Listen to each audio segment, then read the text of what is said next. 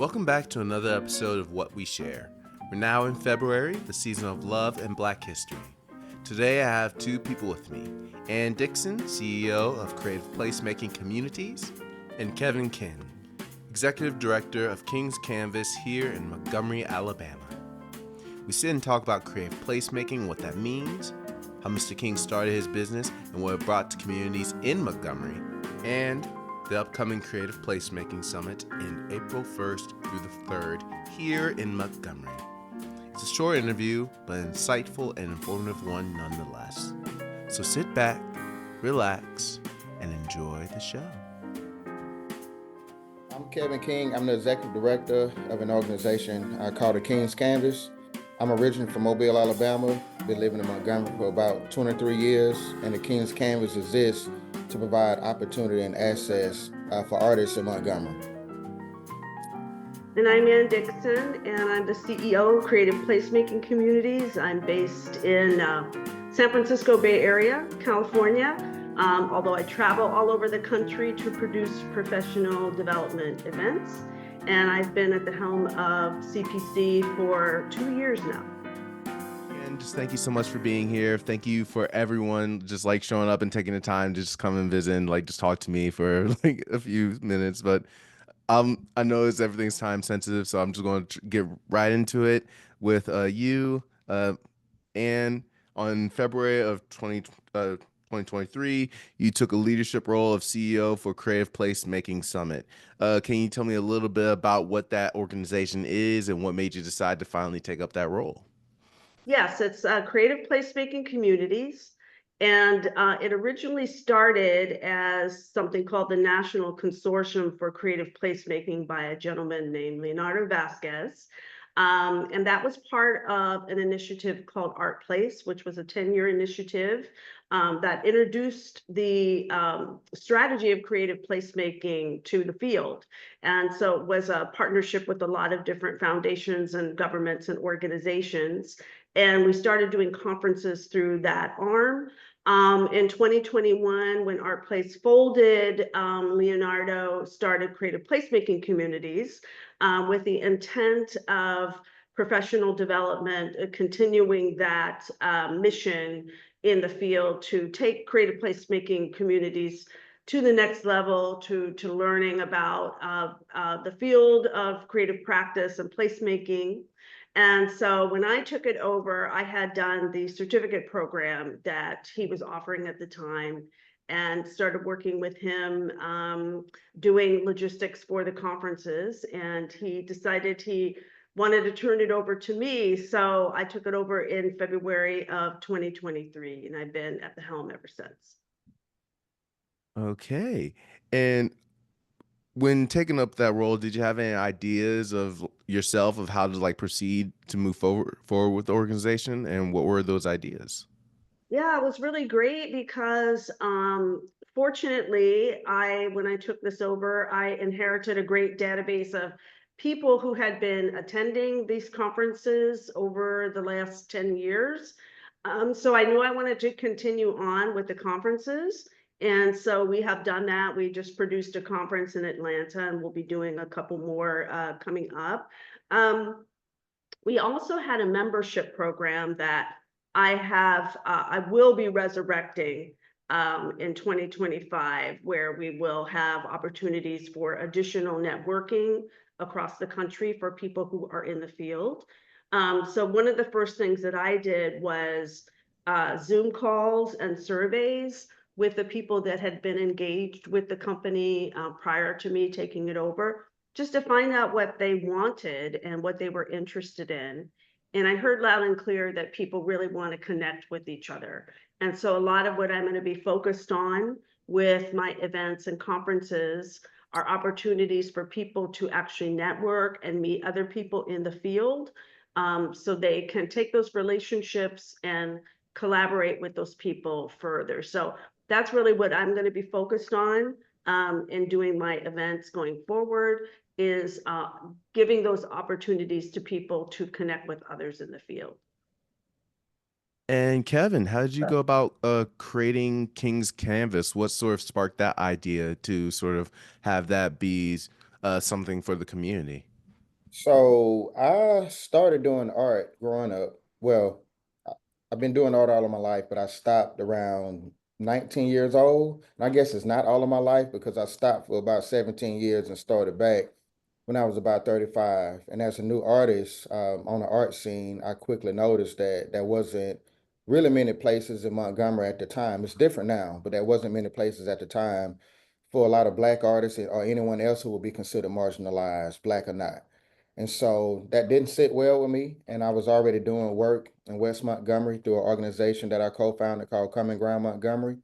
And so I decided to stay in that same neighborhood to just answer the call that a lot of artists had around that time. They said that they didn't have conducive spaces to create. They don't have exhibit opportunities.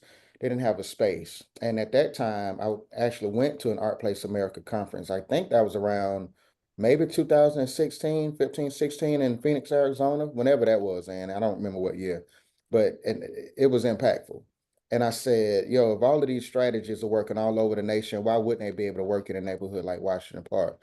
So it was at that moment that I merged just this idea of advocating for artists, creating a sense of space for artists, creating a sense of place for artists, um, along with just the creative placemaking aspect and revitalizing just that area of my community. And I think since then, it's been impactful because it's that space is like a bright spot for the community, and the community is very engaged. When I came in, they said, "Yo, we don't know about this art thing, but because we know you, we would have allowed you to put a basket weaving business over there because I had a rapport with the community."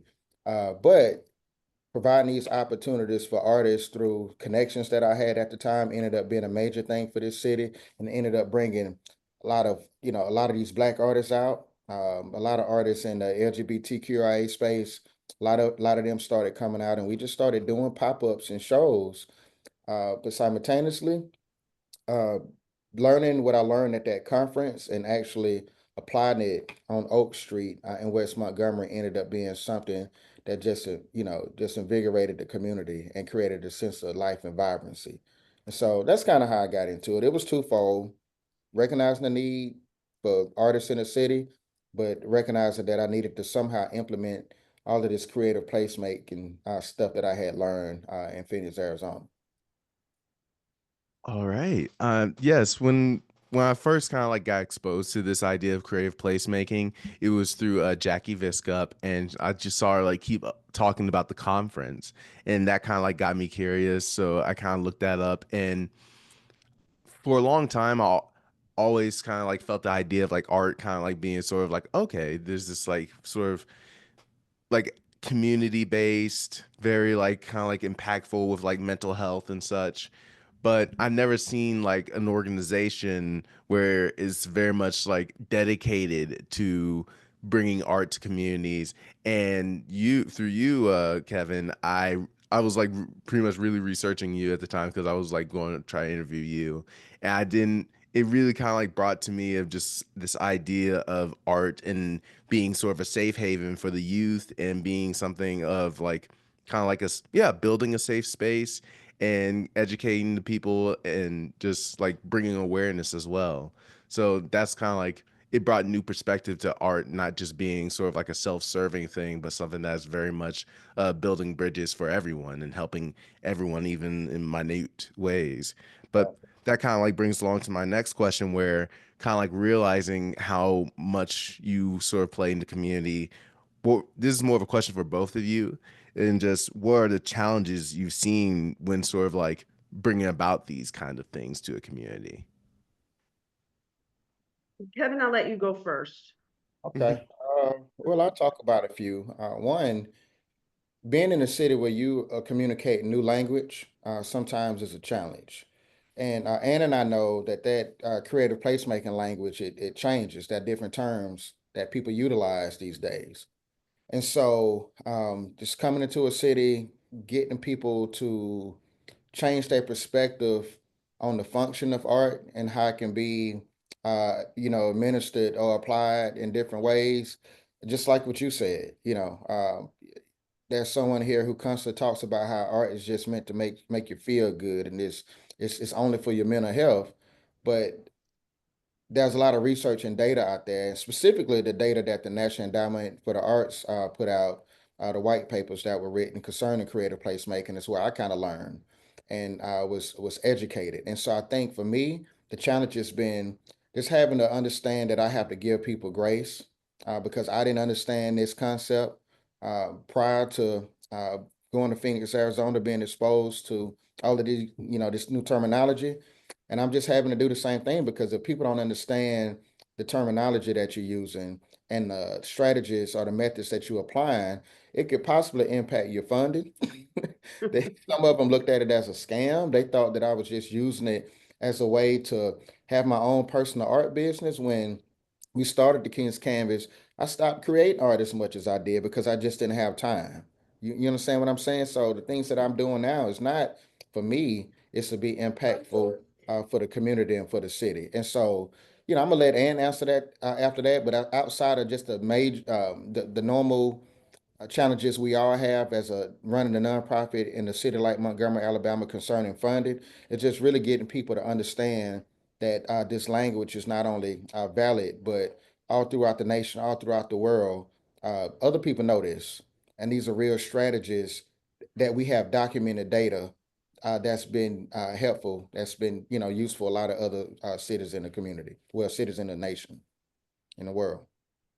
And I will piggyback on what Kevin is saying is one of the biggest challenges is explaining what creative placemaking is, what it does, how it can be impactful. And because it is changing and it really is a vast strategy. So when people think of creative placemaking, the easiest way to describe what it is public art, or murals that you see downtown, because that's a context that people can understand, that you work with an artist to create a beautiful art piece that's seen by the public and can benefit the public. But it's really a larger strategy. And one of the things that is a challenge is to get the people that are not artists to understand how creative placemaking and creative practice can enhance communities, build a better social fabric of those communities, and also drive economics. That's what a lot of people in government understand, is if they have a downtown, and as the research has said, when you have arts in a community, your community is better. I mean, that's pretty simple. And so really getting people to understand that in order to make the practice of creative placemaking successful is collaboration and working together and involving the artistic community from the very beginning. So that's one of the challenges, is making sure that artists are at the table. The second biggest challenge is funding. Every nonprofit, every artist always needs funding, and in particular for a community that wants to implement a project that utilizes creative placemaking, going to the right places to get funding. There are a few really big foundations that support the practice, but there are not enough of them. The National Endowment for the Arts has a really great program called Our Town. I'd love to see that implemented in lots of different community foundations across the country. So I think those are really the two biggest challenges. And as the field evolves, keeping people up to date with how it's evolving, it isn't really a very specific or restrictive type of strategy. It really goes in lots of different ways and can be implemented in a lot of different ways. So understanding how you can do it, how you can use creative placemaking in your communities, that's a big challenge. And so by doing these conferences and having different disciplines come to the conferences, we hope that we can utilize these opportunities for people to have a better understanding of how it can work in their particular community. One of the things that kind of like really reminded me as you guys were talking about the importance of creative placemaking was it was your opening, Kevin. I remember going to there. It was recently, and I just remember looking at all the art pieces, and those art pieces, they were made by different members of the community, correct? Right.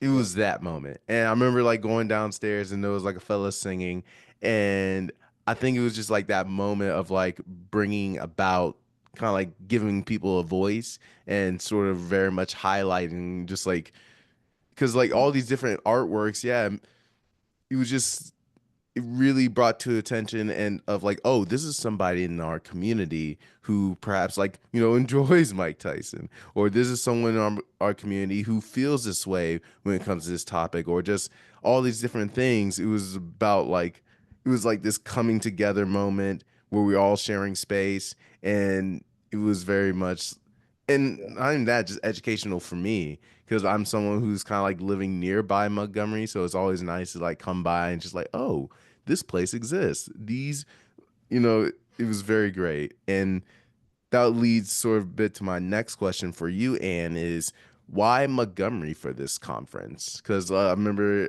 last year the conference was in Atlanta. So what brought about, oh, okay, now it's time to go to Montgomery? Well, Kevin was very persuasive. We've done 5 of these conferences in the South. The South has really embraced creative placemaking as a strategy around the Southeast in particular. And when I was thinking of a next place to do this conference, I really wanted a city that was had a really great history, which Montgomery does, and had a really good art scene, which Montgomery does, and has also embraced creative placemaking as a strategy for community empowerment and economic benefit, which Montgomery has done that. And one of the very specific things that was interesting was that this is the birth of the modern civil rights movement. It's where Rosa Parks first boarded that bus. And that was 60 years ago. And so we are at the anniversary of that time. And so I thought it would be a fitting time to bring people in with the theme that we're having to really see creative placemaking through the lens of economic and social empowerment and community empowerment. And really Montgomery is a place that sort of birthed that movement of people making change, on the ground, the grassroots change. And so that was really interesting for me as well. So I'm really excited to have the conference here. I'd never been to Montgomery, and when Kevin invited me down for the first time, I was really blown away with the city. I do think, that obviously it's had a history, as many places in the South did, where people of color were not empowered, people were enslaved here, but it has really moved forward to the future, and really is embracing that as a city mantra, is looking forward to the future. And it's just a great town with lots of really great things for people to do here during the conference and after. So really excited to be bringing it here to Montgomery. And what brought about choosing that theme for this conference? And sort of, well, this two-part question, so I'll just ask that first part and then lead to over. But yeah. Well, you asked me like one of the things that I wanted to make change when I took over the organization, and one of those changes was to look at the conferences and the events that we were doing and really position them in a way that we want to bring different audiences to talk about different types of themes in creative placemaking. And so with it being in Montgomery, and because it was the birth of the civil rights, we really wanted to think about community engagement, racial and social justice, and equity. And so the power of community came up because there's power in the community. It's simple. Power with the people. People make change.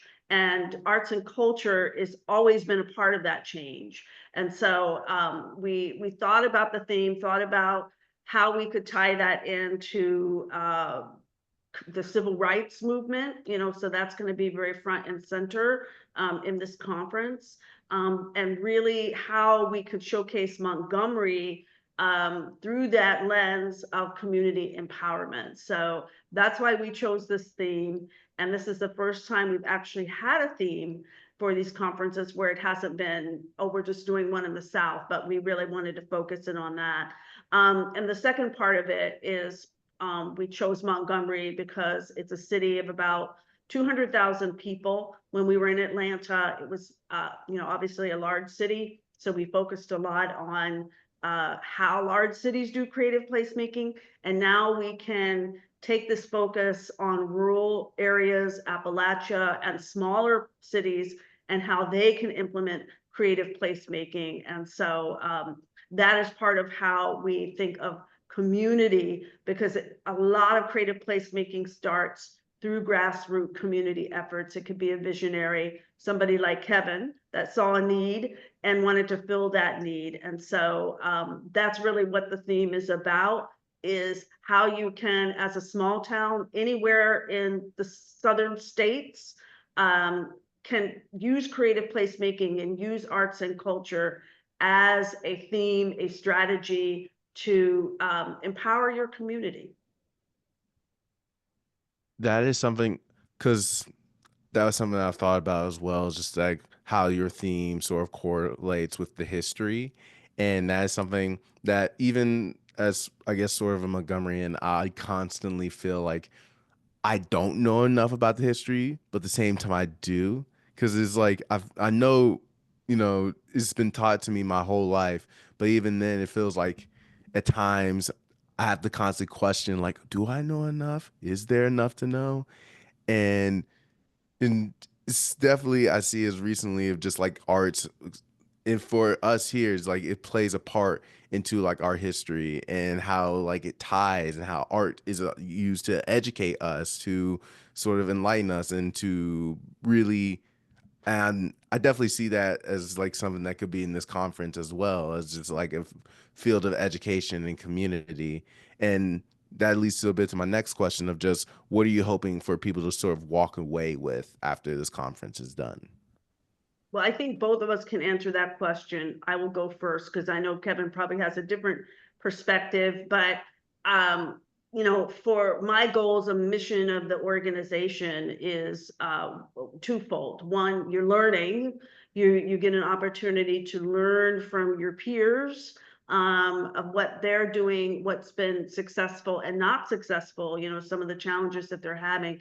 So then you have those takeaways and information to go back to your own community and look at what you're doing in your community and how you can implement creative placemaking in any sort of program or policy or project that you're thinking about in your own community. So I think learning from others is a really great way to do that. So that is the number one thing, is, this is a professional development conference. And so we hope people will actually have some takeaways that they can apply. Secondly, again, my big goal is to connect people, so if we really want creative placemaking to be woven into the fabric, I use that all the time, but woven into the fabric of every community in the United States, then we have to connect people that work in the field or get people involved working in the field. And so that would be not just visual artists, but performing artists, filmmakers, theater people, people that work in city government, economic community development, architects, people that build buildings or plan spaces, like urban planners or designers, bringing them all together and letting them talk in the same room and meet each other. And that's a huge thing that people want to do, that these conferences can provide, and what CPC can provide. So those would be the two big takeaways that I hope that, relationships also spring forth from meeting people at these conferences. That's how I met Kevin. So it works. Yeah, I would say I don't have too much to add. Ann answered it a lot better than I ever could. But I think connectivity is very important. And I've gotten connected with several people outside of Ann at these conferences that end up being, a huge benefit to the King's Canvas. And some of these people are now friends of mine. And so I love getting out, learning, going to these conferences, and not only to meet new people, but to learn a lot of these strategies to be able to implement in our context. And so I hope that people are empowered to take what they've learned as they connect with people and apply it in the context of their own communities, because the King's Canvas can't necessarily be replicated in the sense where you can take it and put it in someone else's community. You have to learn the history and the culture and the context of that community to even begin to realize how to apply a lot of these principles that you're learning. And so I hope that people would do that. I also hope that, municipalities will get more involved. Public and private partnerships are extremely important for the progress of creative placemaking. And when that component isn't there, there are a lot of barriers in place that can prevent your communities, whatever context you're in, from being developed or progressing as it should. And so just having everyone understand what it is and understanding that municipalities and public and private partnerships are very important. I just want people to walk away from that, and especially locally here. People are starting to get it here. Whether it's our city, all of our local municipalities here, they've gotten to a point where they're starting to embrace it. And I'm thankful for that. And I'm hoping that other areas where municipalities haven't embraced it, that they would and begin to work together as a community. And we are the only organization that does these conferences specific to creative placemaking. There are conferences that are placemaking, and the difference between the two, because this comes up a lot, is that creative placemaking includes the artistic community, the practitioners of the arts, and they are at the table from the beginning of any sort of discussion or planning. Whereas placemaking could be, we're going to do a public park, and maybe as an afterthought, we'll bring in an artist to do a mural. We really are trying to advocate for artists being the economic drivers that they can be and are in communities across the US. So this is really the only place that you can really focus in on that specific term of creative placemaking and theme of creative placemaking, and where artists can meet people that work in city government and economic development. That doesn't happen at any other conference. So we feel like what we have here is really special. And so, if your listeners are interested in creative placemaking, this is the conference to come to learn about it and to meet other people in the field. And one last question. How has creative placemaking helped change your life? And this question is for both of you.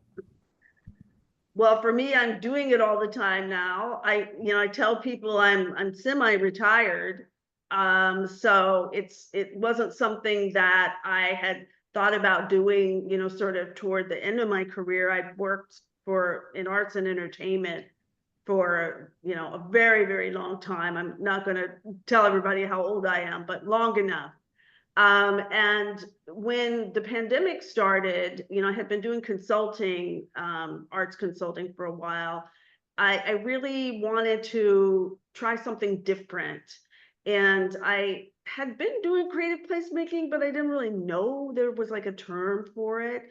So I'm actually not even that, seasoned in the field of creative placemaking.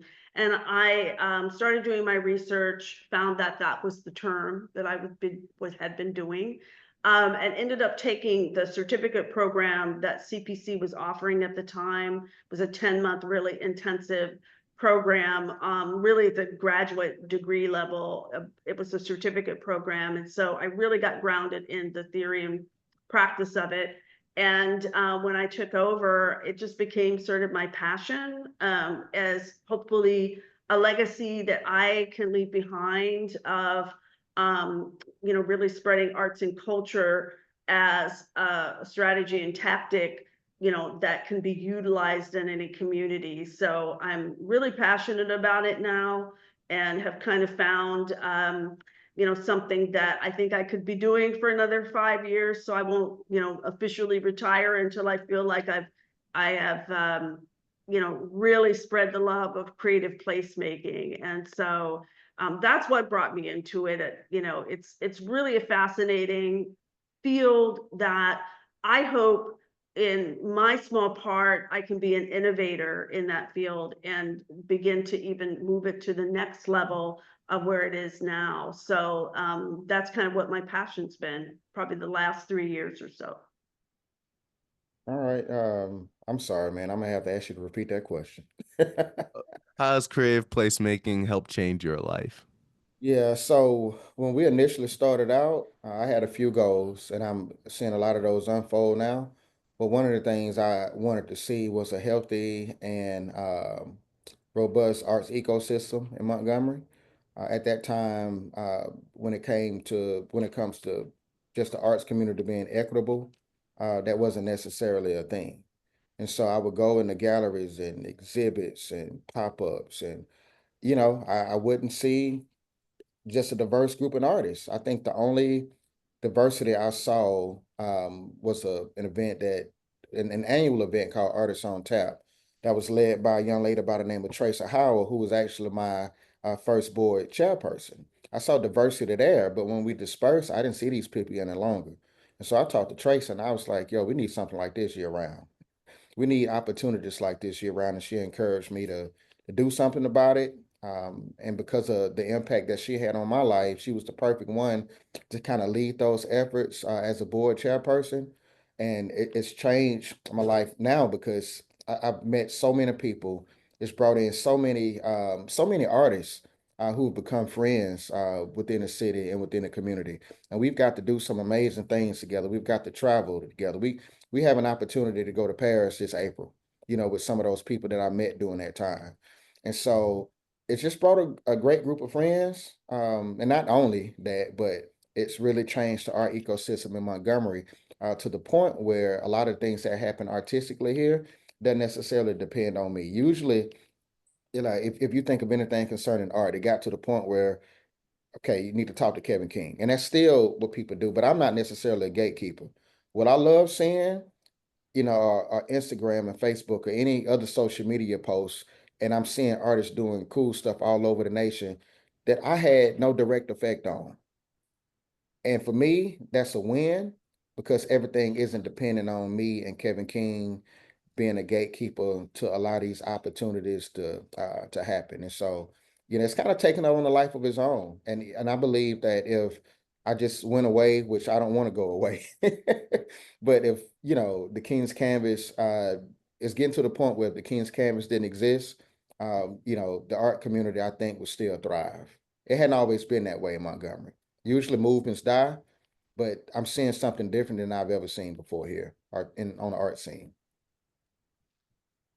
I myself has definitely, like, for me, creative placemaking, I guess was sort of just like, for me, I never really recognized, but I guess for me, it was always offering like community and finding people like me and people who like share my interests, and very much kind of like even like competitions or just like little like fun games or just like conferences, whereas like we share knowledge, we exchange contacts, we keep in touch. When we were making things, we like call each other and it's like, hey, do you want help with this? Or I know you're good at this, can you help me with this?